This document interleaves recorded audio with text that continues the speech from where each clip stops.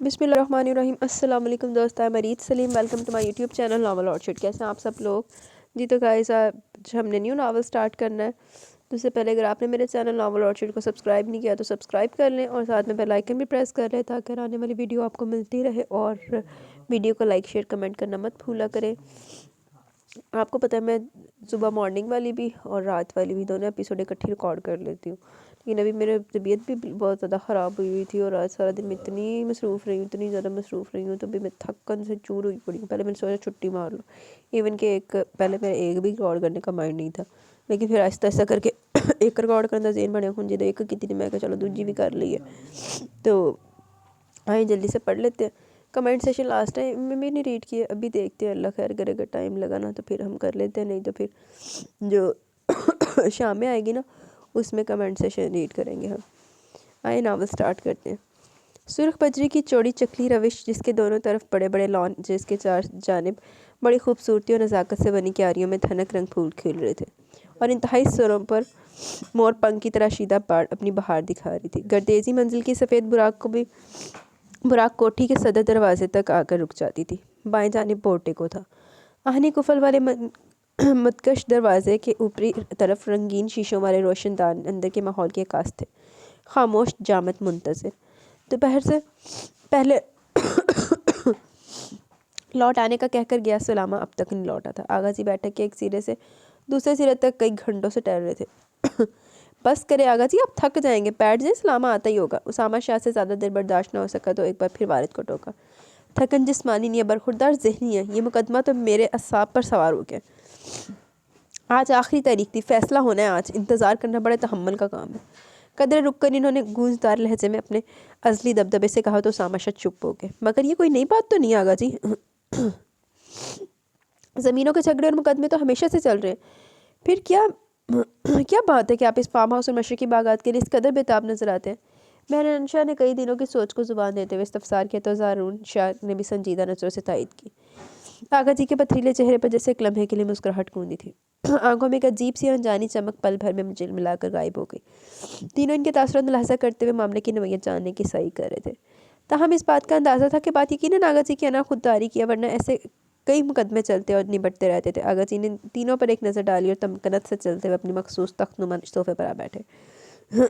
بعض معاملے صرف زمینوں کے لیے ضد اور انا کے بھی ہوتے ہیں۔ یہ فارم ہاؤس میری زمینوں کے آگے اشر اشیر بھی نہیں، مگر مجھے اسے حاصل کرنا ہے۔ زکا الارض کی جان ہے اس میں، اور میں اسے بے جان دیکھ کر ہی سکون محسوس کر سکتا ہوں۔ ان کے لہجے میں نفرت کا ابال، آنکھوں میں دشمن کو ہارتے دیکھنے کی خواہش، اور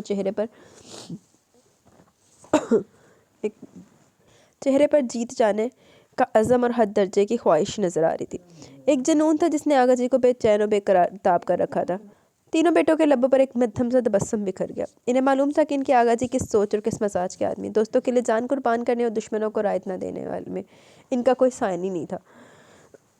تھے تو وہ تینوں بھی ان کا خون گردیزی خاندان کے چشم و چراغ، مگر اس معاملے میں سلامہ شاہ اس کا حقیقی عکس تھا۔ ان کا تندخو، کھردرا، رونت سے بھرپور لہجہ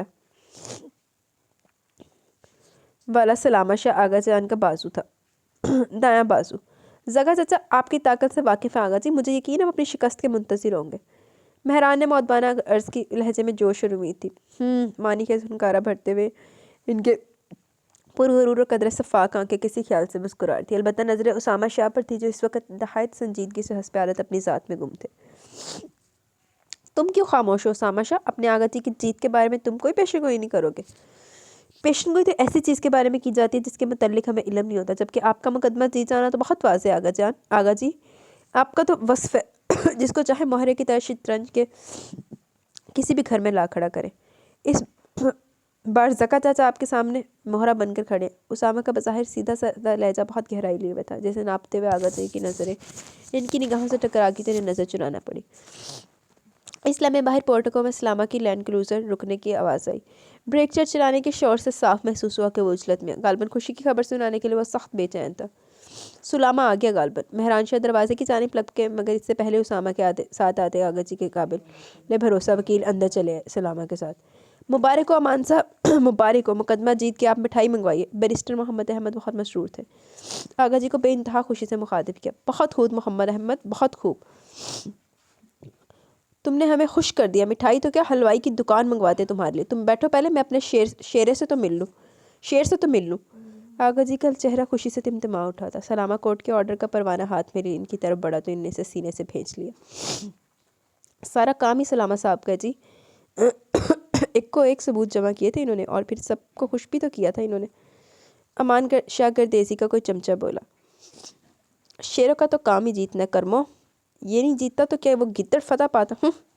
مہران شاہ نے اس کے شانے تھپ تھپائے، اور نہیں تو کیا، میں تو پہلے سے مٹھائی کا منتظر بیٹھا تھا، بس یہ آغا جی پریشان تھے۔ زارون شاہ نے بھی چھوٹے بھائی کی حوصلہ افزائی کرتے ہوئے اعتماد کا مظاہرہ کیا تو سلامہ شاہ گردیزی کی چمکتی آنکھوں میں فتح کی لہریں معجزہ ہو کی۔ کامیابی مبارک ہو سلامہ، آغا جی کے شملے کو اور اونچا کر دیا تم نے۔ سب سے آخر میں متانت بھرے ٹھہرے ہوئے لہجے میں اسامہ نے اٹھ کر اسے سراہا تو وہ ان کے شانے سے لگ گیا۔ دھیرے دھیرے بیٹھک لوگوں سے بھر گئی۔ کہیے آغا جی، اب تو خوش ہیں نا آپ؟ مٹھائی وغیرہ منگوا لی کی تو آغا جی کے ساتھ حال نما گول کمرے میں چلا ہے، ساتھ ہی زارون شاہ اور اسامہ شاہ بھی تھے۔ ارے خوش، تم نے آج مجھے وہ خبر سنائی ہے جس کی مجھے برسوں سے آرزو تھے، شریکوں کے ریڑھ کی ہڈی تھے یہ باغات اور فارم ہاؤس۔ امان شاہ گردیزی فرتے مسرت سے کھلے جا رہے تھے۔ بات چند ایکڑ زمین کی نہیں، اس ضد اور انا کی تھی جس نے سگے چچیرے بھائیوں کو ایک دوسرے کی ہت تک اور اہانت کا پیاسا کر دیا۔ یہی وجہ تھی کہ وہ امان شاہ گردیزی جن کے لب مسکراہٹ کو کمی شرف ملاقات بخشتے تھے آج ہنس رہے تھے۔ اب ان علاقوں کا کرنا کیا آگا جی، کیونکہ شریک اب بدلے کے بغیر چین سے نہیں بیٹھیں گے، ان زمینوں پر ضرور فساد پھیلائیں گے۔ زارون شاہ فکر مندی سے استفہامیہ لہجے میں بولے تو امان شاہ کے ماتھے پر سوچ کے باعث شکنوں کا جال بچھ گیا۔ واقعی اب یہ نئی فکر شروع ہوئی تھی، اب تو یہاں کی حفاظت کا سخت انتظام کرنا پڑے گا۔ میرا خیال ہے چند کام کرنے والوں کے علاوہ وہاں کے تمام گھروں کو خالی کرا کے ہماری زمینوں کی طرف منتقل کر دیا جائے تاکہ عورتوں اور بچوں کی جانوں کا تحفظ ہو سکے۔ زارون شاہ نے مشورہ دیا جس سے سلامہ متفق نہ ہو سکا۔ نہیں، اس طرح تو شریکیں ہمیں کمزور سمجھیں گے، لوگ کو وہی رہنے دیتے ہیں۔ رہ گی حفاظت کی بات تو ہمارے آدمیوں نے بھی چوڑیاں نہیں پہنی، اپنے مخصوص ہٹیلے اور تند لہجے میں سلامہ نے کہا تو زارون شاہ جھنجھلا گئے۔ بات حفاظت کرنے یا نہ کرنے کی نہیں ہے سلامہ، بات تو حادثے کی ہے۔ کسی بھی ناگہانی میں مرد تو اپنی جانیں دے سکتے ہیں، مگر عورتیں اور بچے ان کے آگے کمزوری بن جاتے ہیں اور وہ مقابلے کے بجائے مصالحت اور مفاہمت کے لیے سوچنے پر مجبور ہو جاتے ہیں۔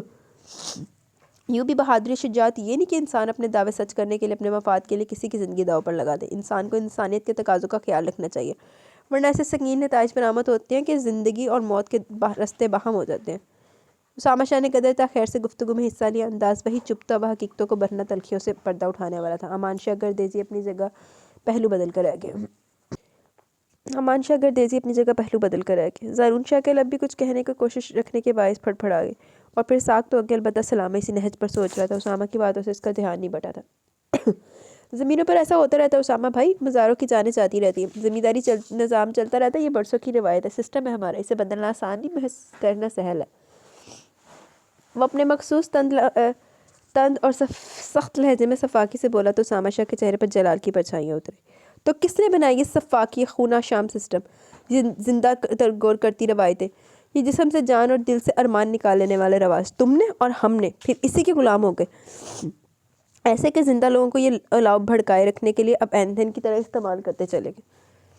اسامہ کے سخت اور پرجلال لہجہ گردیزی ہاؤس کی دیواریں کبھی کبھاری سنتی تھی، جب اس وقت بری طرح سہم گئی۔ سلامہ اور زارون ان کی زندگی کا المیہ سمجھتے تھے اور اس کا سبب بھی جانتے تھے، اس نے نظریں چرا کے رہ گئے۔ البتہ امان شاہ بیٹے کے تن سے بھڑکتی گفتگو سن کر مکتور ہو گئے، لہٰذا اٹھ کھڑے ہوئے۔ بہرحال سلامہ، تم جا کر آرام کرو، تھک گئے ہو گے، تم دونوں باہر جمع لوگوں کو فارغ کرو، کیا کرنا اور کیا نہیں اس کا فیصلہ ہم بعد میں کریں گے، فی الحال خوشی مناؤ، شام کو دعوت کا اہتمام ہو جانا چاہیے۔ سارا پیسہ ہونے لٹا دیو۔ گرم گرم کافی کے مگ تھا میں جس وقت وہ لاؤنج میں داخل ہوئی، ابھی نے دوبارہ کافکا کہانیاں اٹھا کر پڑھنی شروع کر دی۔ پلیز، ابھی ڈاکٹر نے منع کیا ریڈنگ کے لیے، مگر آپ بھی کبھی بالکل بچوں جیسی ضدیں کرنے لگتے ہیں۔ تیز قدموں سے آگے بڑھ کر اس نے کتاب ان کے ہاتھ سے لے لی، وہ قدر چونک گئے۔ بوڑھے بھی بچے ہوتے ہیں بیٹا، اور پھر ضدیں کرنے کا بھی اپنا مزہ۔ دیکھیے، اگر آپ نے ڈاکٹر کی ہدایت پر عمل نہ کیا تو آپریشن زیادہ پیچیدہ ہو جائے گا، پھر آپ ہی نے بھی ہدایت کیا کہ آپ کی کڑی نگرانی کی جائے۔ تم دونوں بہنیں مل کر ہمیشہ میرے خلاف سازش کرتی ہو، اب یہ آپریشن کی بلا ناحق میرے سر منڈ دی ہے۔ یہ بات نہیں ابھی، ان کی بات پر وہ یکدم سنجیدہ ہو گئی، چہرے کی مسکراہٹ مدھم ہو کر تعصب میں ڈل گئی۔ آپ کی بینائی کے لیے آپریشن بہت ضروری ہے، یہ دنیا بہت خوبصورت ہے۔ آپ ہی نے کہا تھا نا ابھی، تو پھر اسے دیکھنے کے لیے بینائی کا ہونا کتنا ضروری ہے، اندازہ ہے نا آپ کو؟ یوں بھی دنیا میں سب سے زیادہ خوبصورت تو آپ کی بیٹی یعنی ماں بدولت مہذیب یزدانی ہے. بھلا اسے دیکھے بغیر چین آ سکے گا آپ کو؟ ماحول میں ایک دم کشیدگی اور سنجیدگی محسوس کرتے ہوئے قصدن ہنسی تو ابھی بھی مسکراتی ہے. ہاں بھئی یہ بات تو 100% درست ہے. میری دونوں بیٹیاں لاریب اور مہذیب ہی تو میری 2 آنکھیں. بھلا ان کے بغیر میں کیسے رہ سکتا ہوں؟ اس کا سر شفقت سے تھپک کر انہوں نے کہا تو مسکرا دی. میں لدا ہیروئن آ گئی. صبح ہی صبح ناظم بھائی کا فون آ گیا. آپی سے بھی بات ہوئی اور قبل اس کے وہ ان سے ابھی کی رپورٹس کے بارے میں کچھ پوچھتی. ابھی لاؤنج میں چلے گئے. لیجیے ابھی آپی بھی لائن پر. وہ نے ریسیور تھما کر ایکسٹینشن اٹھا لائی. حسب سابق ابھی کو پروفیشنل ڈاکٹر بنی ہدایتیں اور نصیحتیں کر رہی تھی. ابھی اور اس کی ناظم بھائی سے خوب بنتی تھی. جب بھی 10 منٹ 15 منٹ بے ساختہ قسم کی گفتگو میں گزر گئے. اس کا تو اور بھی لڑنے جھگڑنے کا ارادہ تھا. ساتھ ہی بھانجوں سے بھی ہائے ہیلو کرنی تھی. مگر ابھی نے بل کا خیال کر کے فون بند کرا دیا. لاریب آپی اور ناظم بھائی دونوں ہی آئی اسپیشلسٹ تھے. کینیڈا میں عرصہ دراز سے مقیم تھے. ممی کے انتقال کے بعد وہ اور ابھی بھی گزشتہ 4 سال سے وہیں تھے کہ اچانک ابھی کی نظر کمزور ہونے لگی. شروع میں تو سب نے عمر کا تقاضا سمجھ کر نظر انداز کر دیا. مگر جب مستقل درد اور دھندلاہٹ کی شکایت بڑھ گئی تو ناظم بھائی نے باقاعدہ چیک اپ کیا جس کے نتیجے میں یہ مرض تشخیص ہوا. ان کی آنکھوں کے عدسے دھیرے دھیرے سکڑنے لگے تھے جس کے باعث بینائی کم ہوتی جا رہی تھی. 1.5 سال تک لیزر سے بھی ٹریٹمنٹ ہوتا رہا مگر بلاخر نوبت آپریشن کی آ گئی. ابھی جانتے تھے کہ آپریشن میں کامیابی کے محض 20% امکانات ہیں کیونکہ ان تینوں نے یہ بات ان سے چھپانے کی کوشش کی تھی مگر انہوں نے گلوا ہی لی. پاکستان میں ان کی کئی زمینیں تھیں جو کہ شہر آنے کے بعد انہوں نے تقریباً بھلا ہی دی تھی. دراصل ان کا تعلق جس زمیندار گھرانے سے تھا وہاں تعلیم کا رواج کافی کم تھا. محض لڑکوں کو ضروری تعلیم دلائی جاتی. اپنے خاندان میں واحد شخص تھے جس نے BA کی ڈگری حاصل کی. پھر کراچی آ کر MBA پڑھا. اس نے ذہنیت اور سوچ کو محض ایک طرف مرکوز کر دیا. چلیں یہ ذکر چھوڑیں. ایک منٹ کوئی برقع آگے پڑے ہویا آ کر MBA کی طرف راغب ہو گئے. پڑھنے کے بعد اپنے پیسے سے بزنس کیا اور شہر میں سکونت اختیار کر لی. گاؤں میں ان کی ایک ہی بہن تھی جو کہ دوسری والدہ سے تھی. لہٰذا چند سالوں بعد ان سے رابطہ بھی ختم ہو گیا. وقت کا پہیہ آگے کی طرف چلتا رہا. اپنی شریک حیات اور 2 بچیوں کے سنگت میں سچ مچ سب کچھ بھلا بیٹھے حتیٰ کہ اپنا گاؤں بھی خواب جو اب قبضے کی صورت اختیار کر گیا تھا. حال بتائیں ان کی بہن نورجہاں ہر سال عید کے موقع پر اپنے بھائی کے لیے تحائف اور فصل میں حصہ بھجوانا نہیں بھولتی جس کو مظہر یزدانی صاحب محبت اور شکریہ کے ساتھ قبول کر لیتے. ہر مرتبہ یہی فیصلہ کرتے کہ اس بار چھٹیوں میں گاؤں جائیں گے مگر ہمیشہ کوئی نہ کوئی رکاوٹ آ جاتی. کبھی لاریب اور مہذیب کا دل شمالی علاقہ جانے کو مچلتا تو کبھی پنڈی میں مقیم ننیال کے دور کے عزیزوں کی طرف سے کوئی پرخلوص پیغام آ جاتا. بیگم اظہر کو مظہر صاحب کی ہر بات مانتی تھی مگر فطرتی طور پر ان پڑھ سسرالیوں کے لیے ان کے دل میں کوئی جگہ نہیں تھی. غالباً اسی وجہ سے بچوں کو شروع میں انہوں نے بتانا تک ضروری نہیں سمجھا کہ ان کی بھری پوری دیال بھی ہے جہاں کے لوگ بغیر دیکھے ان کے نزدیک انتہا درجے کے وحشی اور اجڑ تھے. غالباً ان کا یہ امیج مظہر صاحب کی ان باتوں کی وجہ سے بنا جس میں وہ وہاں کی تعلیمی پسماندگی جاہلانہ رسومات اور عورتوں کے دوسرے درجے کی حیثیت کا کئی بار تذکرہ کر چکے تھے. رہی صحیح کسر شہر کے دوسرے لوگوں کی زبانی گاؤں دیہاتوں کے بدترین حالات کا ذکر سن کر پوری ہو گئی. جب لاریب اور مہذیب سمجھدار ہوئی اور انہوں نے رشتہ داروں کے متعلق سوال کیا کہ انہوں نے تو ساری دوستیں چھٹیوں میں دادی کی گھر جاتی ہیں ہمارا ددیال کہاں ہے تو انہوں نے سنی سنائی باتیں مرچ مسالہ لگا کے انہیں بتا دی. لاریب چونکہ ماں سے قریب تھی کم و بیش ان کے ہی طرح سوچنے کی آ رہی تھی لہٰذا اس نے فوراً ناک سکیڑ کر اندیکھے رشتہ داروں کو ساتھ سلام کر ڈالے. مگر مہذیب کا دل اکثر چاہتا کہ گاؤں جائے. وہاں کی ہریالی اور خوبصورت رسومات کا اس نے بہت شعرہ سن رکھا تھا. اس کی کئی کلاس فیلوز مختلف علاقوں کی رہنے والی تھی. گرمیوں کی چھٹیوں میں وہاں جایا کرتی. ان کی لائی ہوئی تصاویر نے گاؤں اور قصبوں کا جو رومانوی اور ساحرانہ نقشہ اس کی آنکھوں میں کھینچا تو ممی کی زہر افشانی سے دھندلا نہ ہو سکا.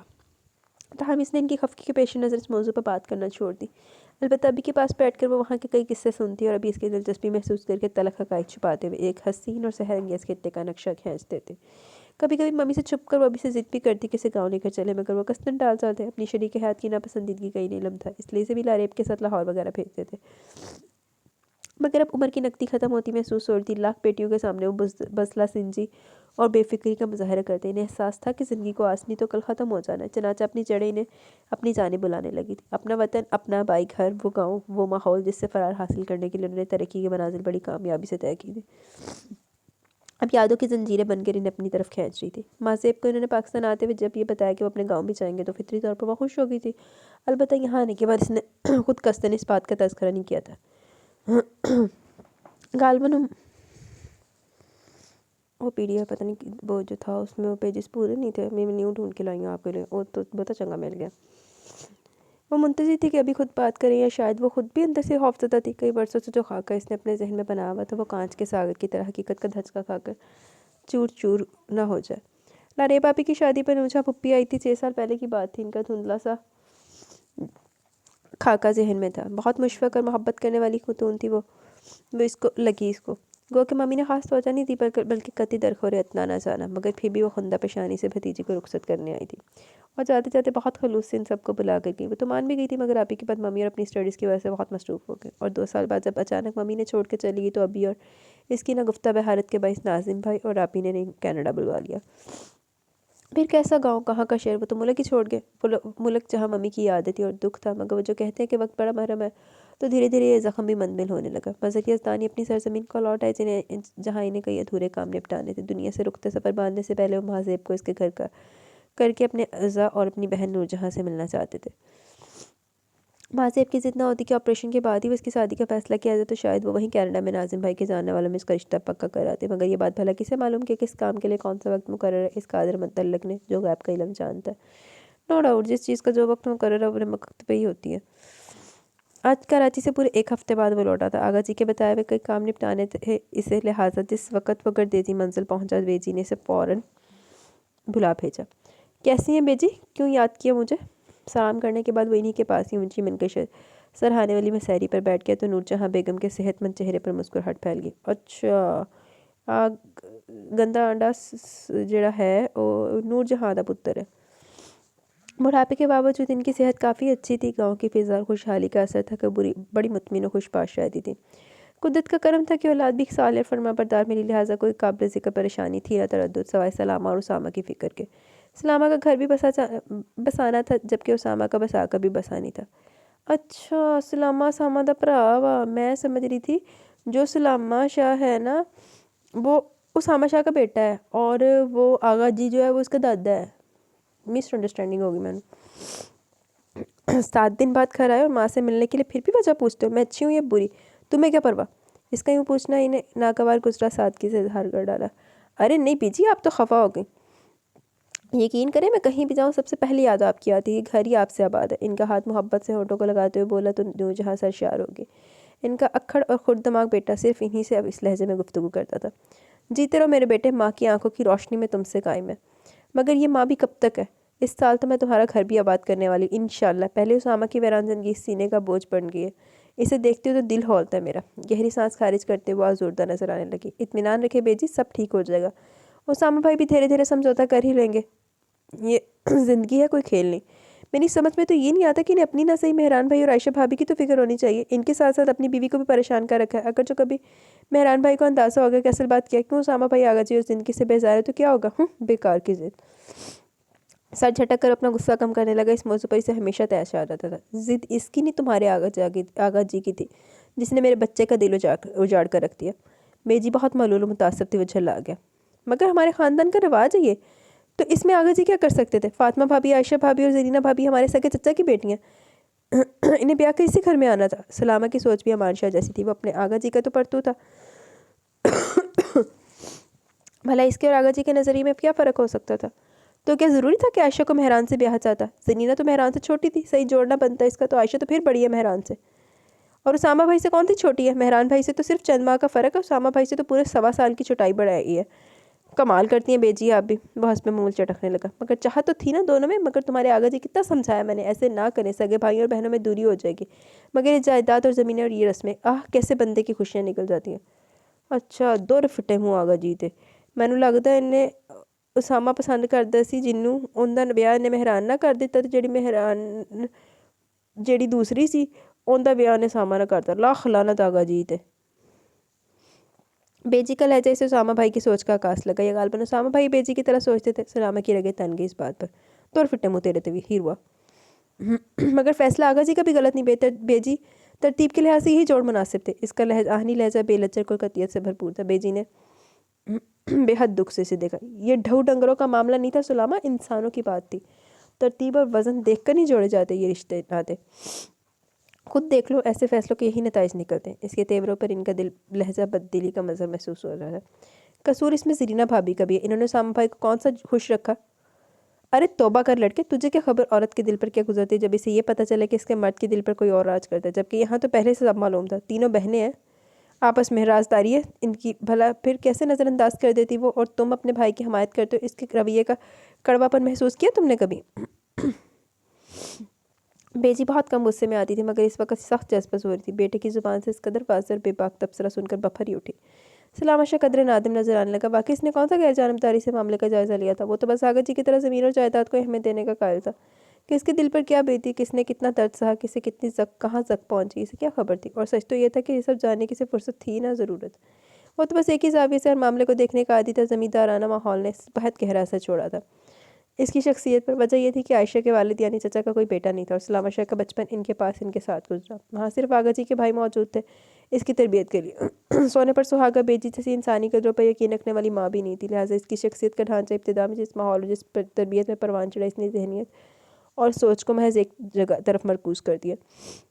چلیں یہ ذکر چھوڑیں بیجی، کچھ کھانے کے لیے بھجوائیے، مجھے سخت بھوک لگی ہے۔ میں اتنی دیر میں ذرا نہا دھو کر آتا ہوں۔ راستے کی تھکن اور گرد نے سخت کرکرا کر دیا۔ بیجی کے تیور بھانپتے ہوئے وہ کستن وہاں سے اٹھنے لگا۔ ہاں جاؤ آرام کرو، میری طبیعت تو ویسے مکتر ہوگی ہے، جانے کب یہ مسئلے حل ہوں گے۔ وہ اس وقت بہت افسردہ لگ رہی تھی۔ اس سے بات کرتے ہوئے خیال تھا کہ وہ ان کا مطمع نظر سمجھے گا، مگر ہنس پیارت وہ اکھڑ گیا تھا۔ سلامہ پشیمان سے ہو گیا۔ میں نے کہا نا بیجی، تردد چھوڑ دے، سب ٹھیک ہو جائے گا۔ میں سمجھانے کی کوشش کروں گا اسامہ بھائی کو کہ اس کے علاوہ کوئی چارہ نہیں، مگر کیا کروں، میرا لہجہ ہی ایسا وہ برا نہ مان جائے۔ اس خدشے کے پیش نظر خاموش رہتا ہوں۔ وہ بھی ٹھیک کہہ رہا تھا، بڑے بھائی سے صاف صاف کہنے کی ہمت نہیں پڑتی تھی۔ ویسے تو اسامہ شاہ خاصے نرم کو ہوتے، مگر اس معاملے میں ان سے زیادہ تند کو بھی اس نے نہ دیکھا تھا۔ خدا جانے وہ آغا جی سے بدلہ لے رہے تھے یا خود سے، وہ سمجھ نہیں سکا۔ بہرحال اس سارے کھیل میں زرینہ بھابی کا وجود بلا وجہ پیس رہا تھا۔ ہاں بیٹا، کہتے تو تم بھی ٹھیک ہو، ایک تو زرینہ بھی کم عقل ہے، ذرا سمجھدار اور پڑھی لکھی ہوتی تو معاملے کو سلجھانے کی کوشش کرتی۔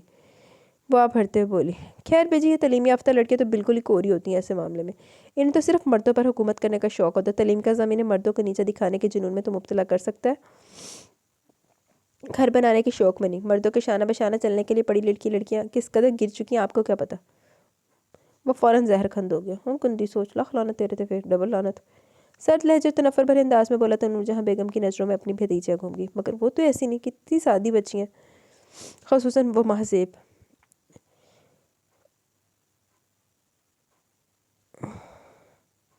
آفسوں میں اور سڑکوں میں اپنی نمائش لگاتی ہے، ترقی کے نام پر تنزلی کا شکار ہے، احساس کمتری مبتلا قوم، صرف سوچنے کی حد تک اچھی ہے، ایسی لڑکیاں ہمارے ہاں نہیں چلتی۔ ان کی سوچ سلامت شاہ کے مزید تبصرے پر ٹوٹ گئی۔ وہ انتہائی رونق سے کہہ رہا تھا، تو بیٹا سب لڑکیاں تو ایسی نہیں ہوتی۔ وہ سادگی سے بولی، سلامہ کے لیے کیا کیا سوچ رکھا تھا؟ کیا معلوم تھا وہ شہر کی پڑھی لکھی لڑکیوں سے کس قدر متنفر ہے اور ان کے لیے کس قدر اہانت آمیز انداز میں گفتگو کرتا ہے، جیسے بس چلے تو سب کو زندان میں ڈلوا دے۔ سبھی ایک جیسی ہوتی ہیں بیجی، جو اوپر سے سادی ہوں وہ تو اور بھی آفت ہوتی ہیں۔ انہیں تو صرف ایک ہی کام ہوتا ہے، مردوں کو نیچا دکھانا۔ بس اس شوق اور کوشش میں اپنے گھر، شوہر اور بچوں کو چھوڑ کر سڑکوں پر نکل آتی ہیں۔ اے دیکھو کاکا، لڑکیاں شہروں کا حال آپ کو کیا معلوم؟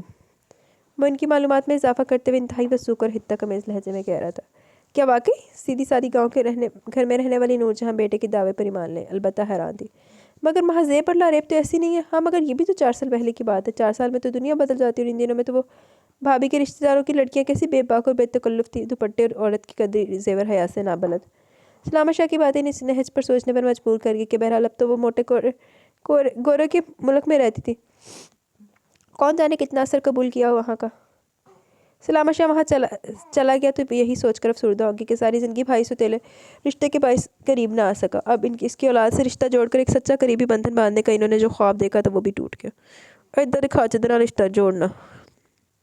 مگر خیر کوئی بات نہیں، اسامہ کے بعد اب سلامہ کی زندگی کو برباد نہیں کروں گی میں۔ اگر وہ پڑھی لکھی لڑکیوں کو ناپسند کرتا تو ٹھیک ہے، اس کے لیے اپنے گاؤں کی کوئی سونی سی کڑی پسند کر لوں گی۔ اس سوچ کے ساتھ ہی جہاں اطمینان دل میں جا گزی وہ وہیں کسک بھی رہ گئی، مگر یہ کسک وہ اپنے بیٹے کے دل میں منتقل نہیں کرنا چاہتی تھی۔ خبر تھی کہ کوئی دھماکہ ہوا تھا۔ مظہر یزدانی واپس لوٹ رہے تھے اپنے گاؤں۔ امان شاہ گردیزی کے پاس ہی یزدانی منزل کی چابیاں تھیں، جنہیں لینے کے لیے مظہر صاحب کا مینیجر آیا تھا۔ نور جہاں بیگم خوشی سے پھولے نہ سما رہی تھی، پورے 4 سال بعد ملنے کی سبیل نکلی تھی۔ بیگم مظہر کے انتقال پر ہی آخری بار وہ کراچی گئی تھی، پھر مظہر صاحب کینیڈا چلے گئے تو پیچھے صرف یادیں رہ گئی۔ کب آ رہے ہیں مظہر؟ آپ کو کیسے اطلاع ملی؟ امان شاہ گردیزی کی اطلاع دیتے ہی وہ بڑی بےتابی سے بولی۔ امان شاہ مسکرا دیا۔ اگلے ہفتے ارادہ ہے، آج کل تو وہ کراچی میں مقیم ہے، کچھ دنوں کے لیے گاؤں بھی آنا چاہتے ہیں، ان کا مینیجر بتا رہا تھا۔ ویسے آج فون بھی آیا تھا، آنا تھا تو غالباً شام تک کریں گے۔ شکر ہے رب کا، میری تو آنکھیں ترس گئی تھی انہیں دیکھنے کے لیے۔ چھوٹی اماں اور بابا کی یادیں تو ان کے دم سے ہی آباد ہیں۔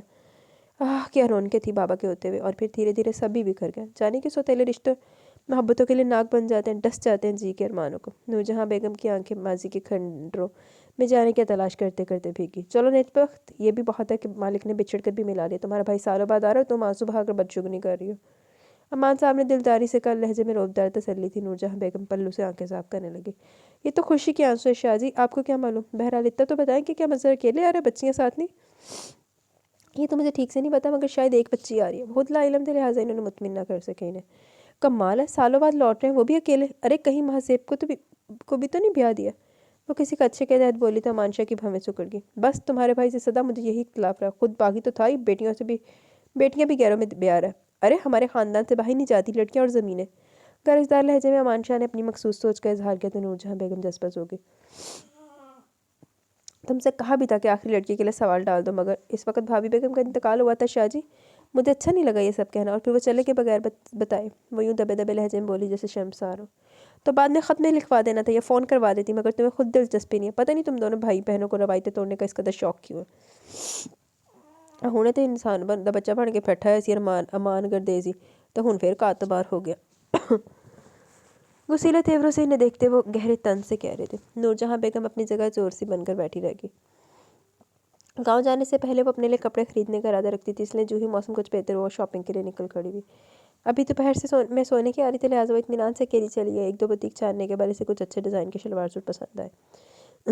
अभी के कहने के मुताबिक इसने बड़े दुपट्टों वाले सूटों को तरजीह दी। 8-10 जोड़े खरीदने के बाद इसे जूतों का ख्याल आया।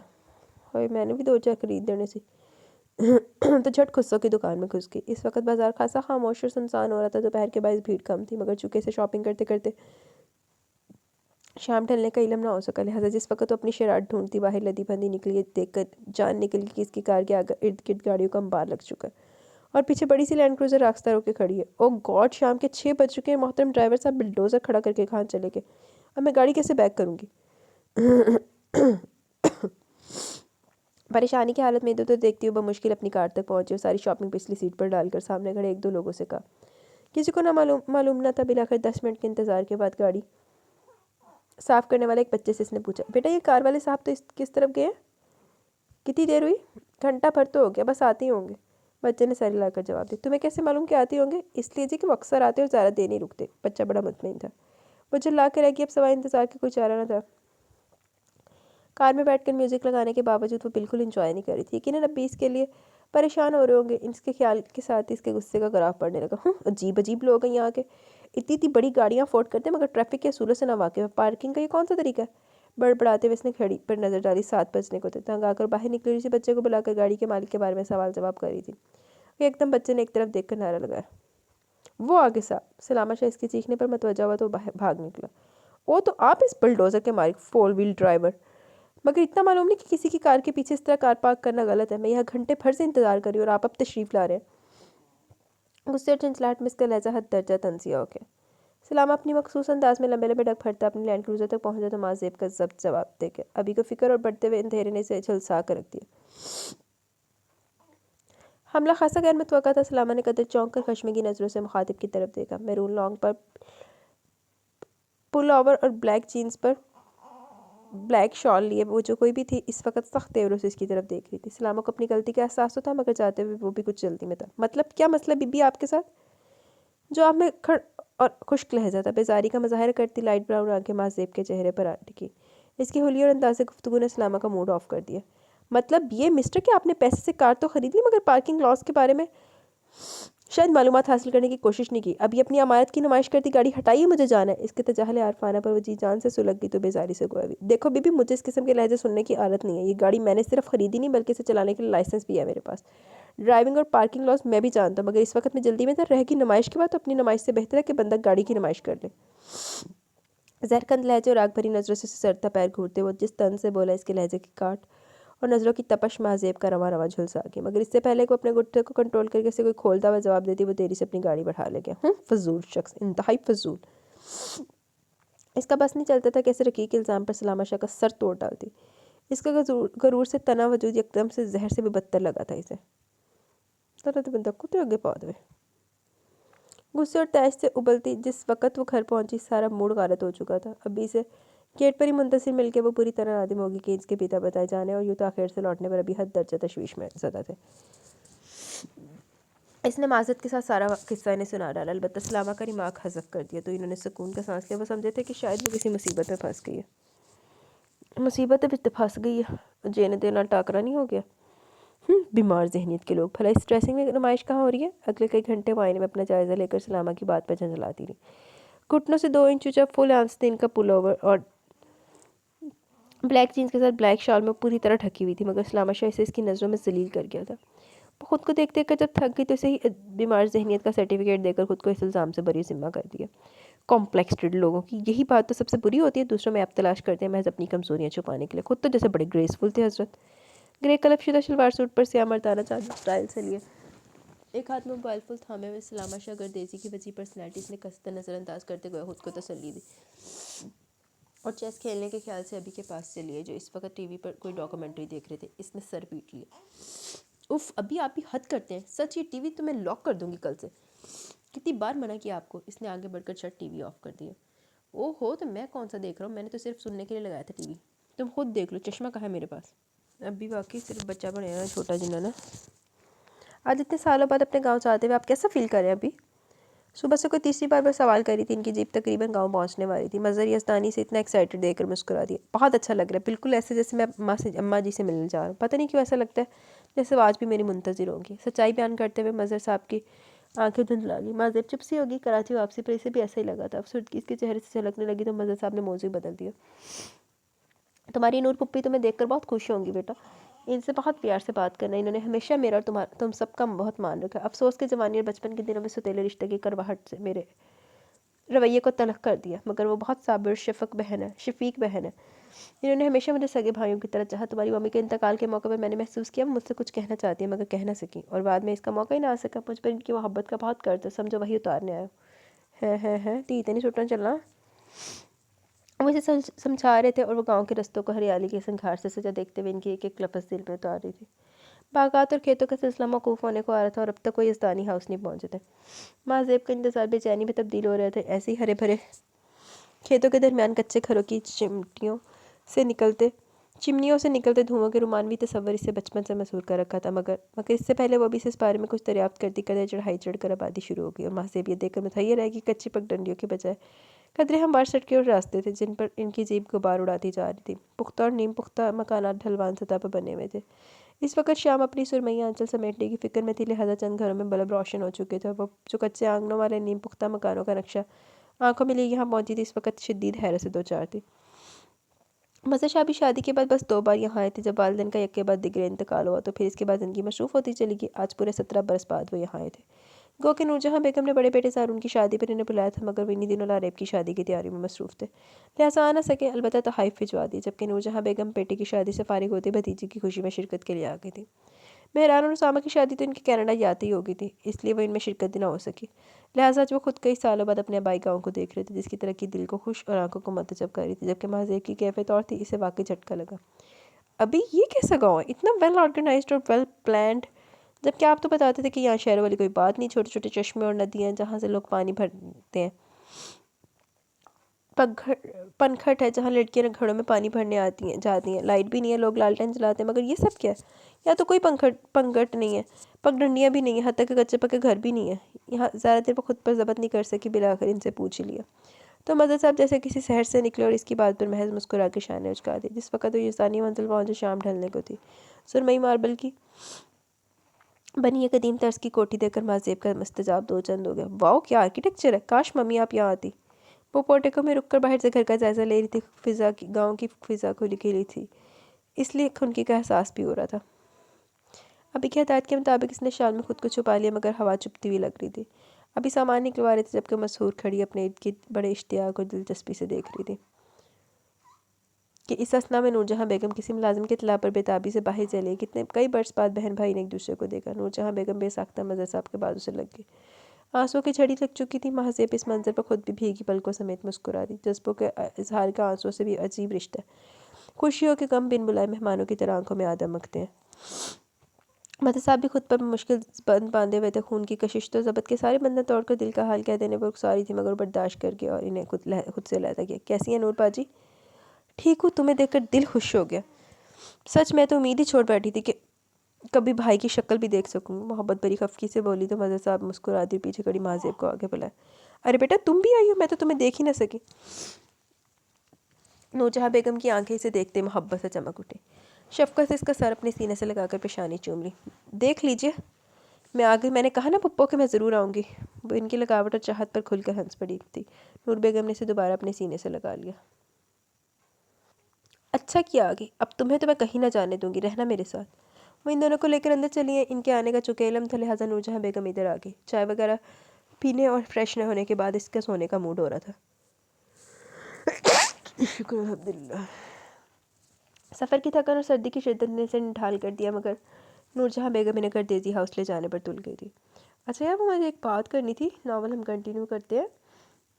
مجھے کمنٹ آیا تھا کہ نا کچھ لوگ اریٹیٹ ہو رہے ہیں جی، میری سنیزنگ سے اریٹیٹ ہو رہے ہیں، میرے کھانسنے سے اریٹیٹ ہو رہے ہیں۔ تو جناب بات یہ ہے کہ نہ تو میں اپنی نوز اتار کے کہیں پہ پھینک سکتی ہوں، نہ تو میں چھینک کو روک سکتی ہوں، اگر مجھے بیچ میں کھانسی بھی آ رہی ہے تو تب بھی میں کچھ نہیں کر سکتی، کیونکہ اٹس کوائٹ نیچرل۔ تو یہ ساری چیزیں تو نیچرل ہے نا، تو پھر اگر کسی بندے کو اریٹیٹ ہوتی ہے تو وہ مت سنے، یا میں تو میری طبیعت خراب، میرے ساتھ تو سردی میں یہی سلسلہ رہنا ہے۔ اور آج میں نے آپ کو بتایا کہ میں کافی زیادہ بیزی بھی تھی، تو اس وجہ سے بھی طبیعت بھی خراب ہوئی کافی، لیکن ابھی بھی میڈیسن پاس پڑے، میں پاپا کہہ گئے تھے نار کرو ریکارڈنگ سو جو، لیکن ان کی بس میں نے کہا کہ کیا یہ آپ کو ویٹ کرواؤں تو کر لیتے ہیں، تو وہ میں بس ٹھیٹوں کی طرح بیٹھ گئی۔ تو لیکن اگر کسی کو پرابلم ہوتا ہے تو پھر وہ مت سنے، یا پھر میں تو پھر لمبے عرصے کے لیے غائب ہو سکتی ہوں، کہ جب میری طبیعت بالکل ٹھیک ہو جائے گی تب میں آ جاؤں گی۔ آپ دیکھ لیں کہ کیا میرے سب لسٹر کو اریٹیشن ہوتی ہے اس طرح سے، کیونکہ یہ دونوں چیزیں نیچرل ہیں، اس کے میں میرا کوئی عمل دخل نہیں ہے، نہ میں اس کو روک سکتی ہوں نہ کچھ کر سکتی ہوں۔ ٹھیک ہے، باقی یہی چلتے ہیں ناول کی طرف۔ مگر باجی ابھی تو میں یہاں ایک آدھ روز میں آپ کی طرف آ جاؤں گا، کیونکہ کیوں ماذیب کیا خیال ہے؟ مظہر صاحب نے سہولت سے انکار کرتے ہوئے ماذیب کی رائے بھی جاننی چاہیے، تو اس نے ڈرائی فروٹ کی پلیٹ سے اخروٹ چنتے ہوئے کچھ نہ سمجھنے کا اندیا دیا اور شانے اچکا دی۔ کوئی خیال ویال نہیں، یہاں تو میں نے اس لیے تمہیں آنے دیا کہ تاکہ تم یہ نہ سمجھو کہ اتنے پہلے سے اطلاع بھجوائی پھر بھی کسی نے گھر صاف نہیں کروایا، مگر اب اس خالی دھنڈار سے گھر میں تم دو جانوں کو چھوڑنے والی نہیں ہوں، بس فوراً حکم کی تعمیل کرو، گھر میں سب کھانے پر تمہارا انتظار کر رہے ہوں گے۔ نورجہاں بیگم کسی طور پر نہیں مان رہی تھی، لہٰذا تھوڑی سی رد و قت کے بعد مظہر صاحب راضی ہو گئے، تو مہذب ضروری سامان ساتھ لے کر پھر جیپ میں آ بیٹھے۔ 15-20 منٹ کے ڈرائیو کے بعد وہ گردیزی منزل میں تھے۔ وہاں کا ماحول اسے بہت اجنبی اور خالصتاً علاقائی لگا۔ لمبی سی راہداری چل کر وہ لوگ منقش شدہ لکڑی کے دروازے سے بڑے حال نما کمرے میں داخل ہوئے، جس میں دبیز گہرے میرون کلر کے ایرانی قالین پر ایک تخت نما صوفہ تھا، اور باقی دونوں اطراف میں منقش کرسیاں اور دیوان ایک ترتیب سے دھرے ہوئے تھے۔ دیواروں پر کئی نادر پینٹنگز آویزاں تھیں، اور وقفے وقفے سے نوادرات اور کرسٹل کی آرائشی چیزیں سجی ہوئی تھیں۔ کمرہ روشنی سے نہایا ہوا تھا، اور عین وسط میں لٹکا ہوا بیش قیمت فانوس اپنی سنہری روشنی بکھیر رہا تھا۔ سارا ماحول خاصا مسحور کن تھا۔ شہری زندگی میں طائش اور لگژری کا جو رومانوی اور شاہانہ تصور تھا، اس کے ذہن میں وہ یہاں پورا ہوتا نظر آیا۔ گو کہ یزدانی ہاؤس بھی کم خوبصورت اور پرشکوہ نہ تھا، مگر یہاں آبادی تھی، مکین تھے، اس لیے زندگی کا پرحرارت احساس تھا۔ کہا گیا میرے کاکے کو؟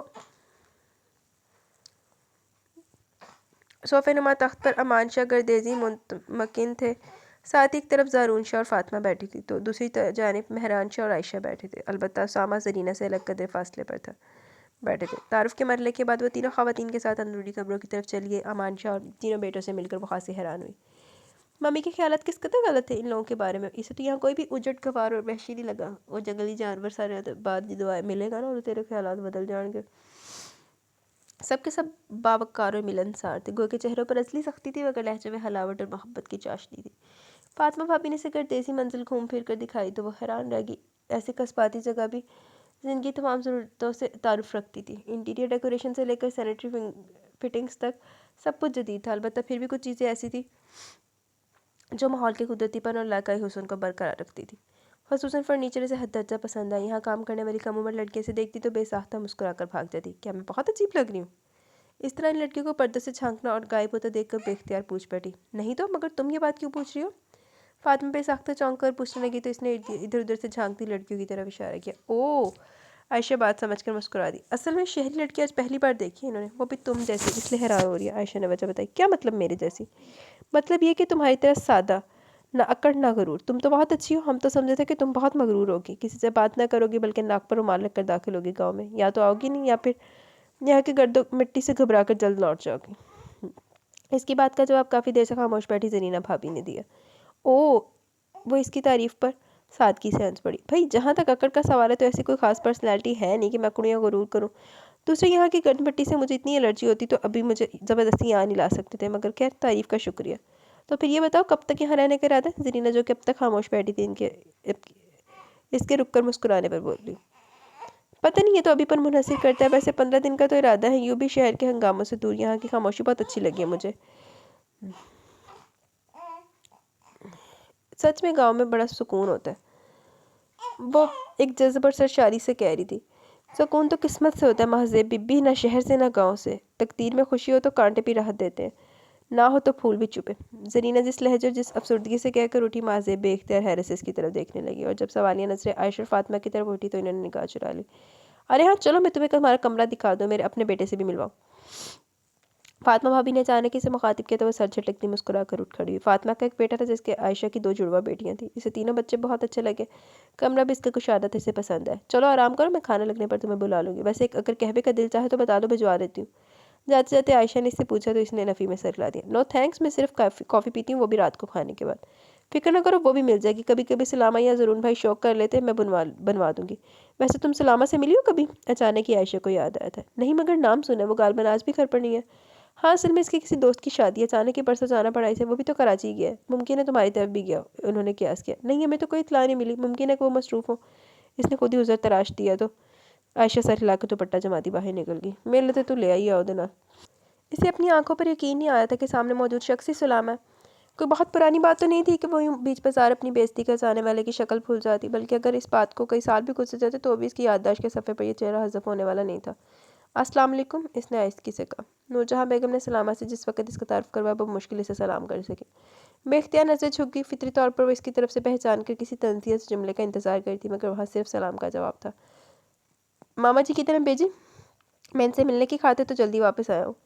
اسے صاف نظر انداز کرتے ہوئے اس کا رخ روشن اب نورجہاں بیگم کی طرف تھا تو وہ بلبلا کر رہ گئی۔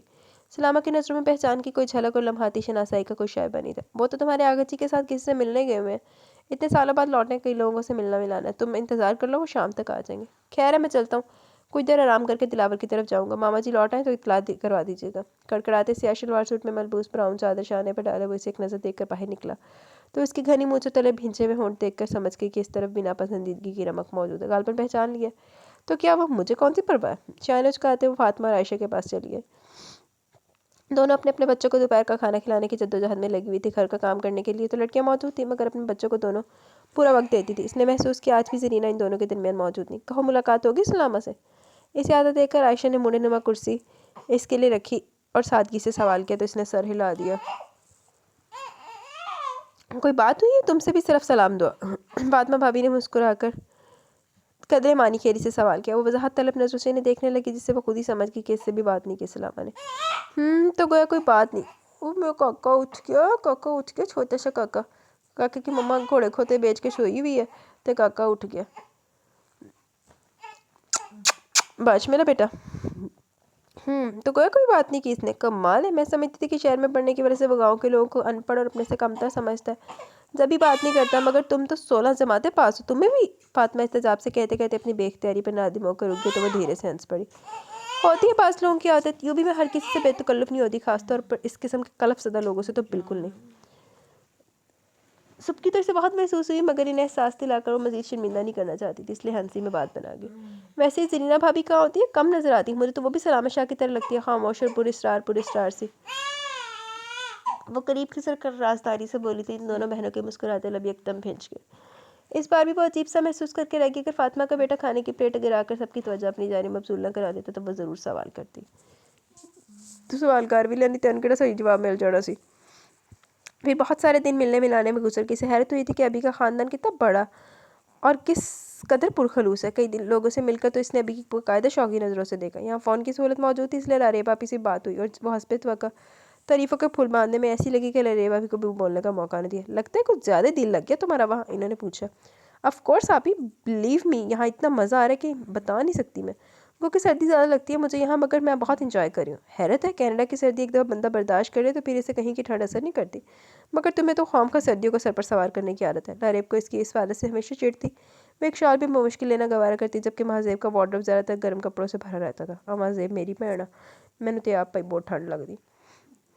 اچھا خیر، اس بور ٹاپک کو چھوڑیں، یہ بتائیں کہ آپ کب پاکستان آ رہی ہے؟ میں آپ کو یہاں ضرور لاؤں گی، سچ بہت انجوائے کریں گے آپ. اس بارے میں پھر کبھی سوچیں گے. ابھی کے آپریشن کے لیے مجھے 2 ماہ بعد کی ڈیٹ مل گئی. اس دوران پاکستان کے تمام کام مکمل کر کے لوٹ آؤ. سیر و تفریح کا پروگرام انشاءاللہ بعد میں بنا لیں گے. اوکے اچھا، اب میں فون بند کر رہی ہوں، پھر بات ہوگی. لاریب نے فون بند کر دیا تو وہ چند ثانیے وہیں بیٹھی ہے، سوچتی رہ گئی کہ جب چند دن بعد وہ یہاں سے چلی جائے گی تو یہاں کی یادیں سے کتنا تڑ پائے گی. محبتیں بھی بلا بھلائی جا سکتی ہے. چلو جی، 4 دن واسطے لوکاں دے وچ آئی تے اودی یاداں تڑ پاؤਣگیاں اینوں. بی تو اتھے ہی رہ جا، پھر تینوں بہت ہی تڑپ لگے گی. دوسری شام ابھی آغا جی کے ساتھ کسی پرانے واقف کار سے ملنے چلے گئے تو اس نے گاؤں کے چند مناظر کی تصویر کشی کا پروگرام بنا لیا. کیمرہ اٹھائی. جس وقت وہ نور جہاں بیگم کے پاس اجازت لینے آئی، تینوں بہویں وہیں موجود تھی. خیریت، کہیں جانے کا ارادہ ہے مہذیب؟ عائشہ نے اسے کندھے پہ کیمرہ لگائے دیکھ کر قیاس کیا تو وہ سر کے اشارے سے اس بات میں جواب دے کر نور جہاں بیگم کے پاس بیٹھی. مجھے کچھ جگہوں کی تصویریں لینی ہے پھپھو، میں باہر چلی جاؤں؟ نہ بیٹا، اکیلے تو میں تمہیں نہیں جانے دوں گی، اور اس وقت گھر پر تمہارے پھپھا کے علاوہ چاروں بھائی بھی نہیں ہیں. تو کیا ہوا، آپ اللہ یار کو میرے ساتھ بھیج دیجئے. اس نے یہاں کے پرانے بوڑھے ملازم کا نام لیا جو کہ خاصا معتمد تھا. نہیں بیٹا، ہمارے یہاں عورتیں گھر کے مردوں کے علاوہ کسی کے ساتھ نہیں آتی جاتی. تمہیں جہاں جانا ہے میں سلامت سے کہہ دوں گی، اس کے ساتھ چلی جانا. انہوں نے شفقت سے کہا. او نو، سلامت شاہ کے ساتھ؟ وہ دل میں بیزار ہو اٹھی. مگر کوئی بات نہیں مہذیب، ابھی تھوڑے دن میں وہ لوگ آ جائیں گے تو تم چلی جانا.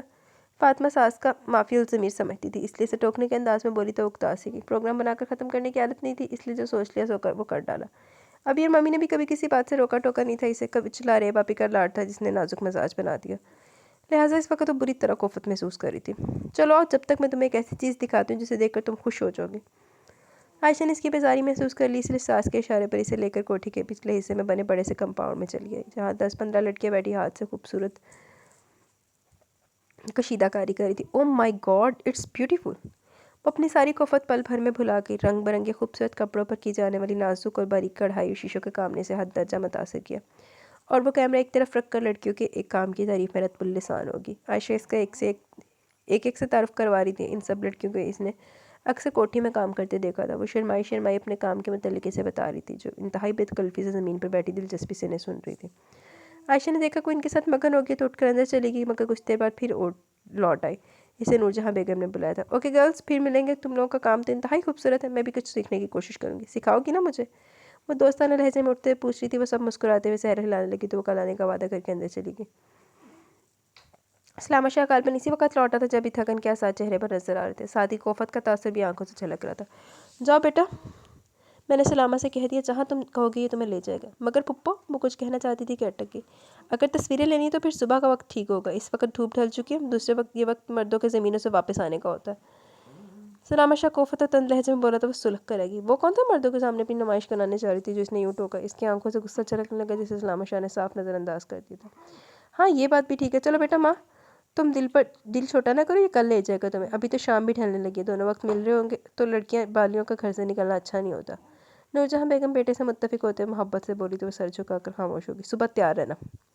سلامت شاہ اسے حکم دیتا وہ مردان خانے کی جانب بڑھ گیا تو وہ غصہ ضبط کرنے کی کوشش میں ہونٹ چبانے لگی. نور جہاں بیگم نے اس کے تیور محسوس کر لی، اس لیے قصدن اسے ادھر ادھر کی باتوں میں لگا لی، جس سے دھیرے دھیرے اس کا غصہ زائل ہو گیا. جس وقت سلامت شاہ کسی کام سے اس طرف آیا، وہ بے ساختہ ہنستی ہوئی نور جہاں بیگم سے مخاطب تھی. حسب عادت وہ قدرے اونچے سروں میں ہنسی تھی. دوپٹہ بھی سر سے اتر کر شانوں پر پھسل آیا تھا. سلامت شاہ نے اندر داخل ہوتے ہوئے جن سخت نظروں سے دیکھ کر قالین پر پھیلے دوپٹے کو دیکھا، وہ ایک دم خود میں سمٹ گئی. دوپٹہ اٹھا کر سر پر ڈالا اور ہنسی کو بریک لگا لیا. پوچھے بندہ، تو دبا لگنا نا کہ ہر ٹائم ہر وقت تیرے مطابق چلے. جو چولی جی نہ ہوئے تھے، ظاہر لگتے ہیں مجھے ایسے بندے. جی تو گائز، یہاں پہ ہماری فرسٹ ایپیسوڈ کا اختتام ہوا. کیسے لگا آپ کو یہ ناول؟ اپنی رائے کا ضرور اظہار کیجیے گا. انشاءاللہ جلد ملیں گے نیو ایپیسوڈ کے ساتھ. تب تک کے لیے اپنا بہت سارا خیال رکھیں، دعاؤں میں یاد رکھیں. کمنٹ سیشن رہنے دیں یار، آج طبیعت نہیں صحیح، میں نے نہ سونا ہے. تو کمنٹس میں آپ کو ریٹن میں جواب دوں گی، جیسے میں سو کے اٹھوں گی نا صبح فجر میں دے دوں گی، جب بھی دے دوں تو ریٹن میں آپ کو ضرور جواب دوں گی. ابھی میرے میں ہمت نہیں ہے کمنٹ سیشن ریڈ کرنے کی، ٹھیک ہے نا؟ تو انشاءاللہ جلدی ملیں گے. باقی آپ مجھے بتا دیں کہ آپ اس طرح سے انجوائے کرتے ہیں سننا کہ نہیں، کہ مطلب میں اتنی خراب بھی طبیعت میں بھی آپ کے لیے ریکارڈنگ کروں کہ نہ کروں. مطلب مجھے کرنے میں مسئلہ نہیں ہے، اگر میں ایک دفعہ بیٹھی ہوں، جیسے میں نے آج بیٹھنے کے کرنے کے لیے بیٹھی ہوں تو وہ ہو ہی گئی ہے. تو مجھے تھوڑا سا فیس کرنا پڑتا میں کر لیتی ہوں، لیکن اگر اتنی اسٹرگل کے باوجود بھی کوئی یہ کہے کہ جی ہم ڈسٹرب ہوتے ہیں، ہمیں اچھا نہیں لگتا، تو یہ وہ پھر مجھے برا تو لگے گا نا۔ تو خیر آپ لوگ مجھے بتا دیں کہ آپ لوگ سنیزنگ یا کف سے ڈسٹرب ہوتے ہیں، تو پھر میں جب مجھے جس دن کف ہوگی اور سنیزنگ ہوگی میں نہیں کروں گی، لیکن پھر تسی کہنا رہی چھٹیاں بہت مار دی ہے، کیونکہ مجھے تو یہ سردیاں ہوں یا گرمیاں، مجھے الرجی کا پرابلم ہے، مجھے یہ ایشو رہتا ہی رہتا ہے۔ تو پھر آپ لوگ بتا دیں میرے جو اچھے لسنر ہیں، جو میرے ریگولر لسنر ہیں، وہ کیا چاہتے ہیں، تو دین پھر ہم اس کے اکارڈنگلی فیصلہ کر لیں گے، ٹھیک ہے۔ مجھے اب اجازت دیں، میری ہو گئی ہے بس، انشاءاللہ جلد ملیں گے نیو ایپیسوڈ کے ساتھ، تب تک کے لیے اپنا بہت سارا خیال رکھیں، دعاؤں میں یاد رکھیں، اللہ حافظ جی۔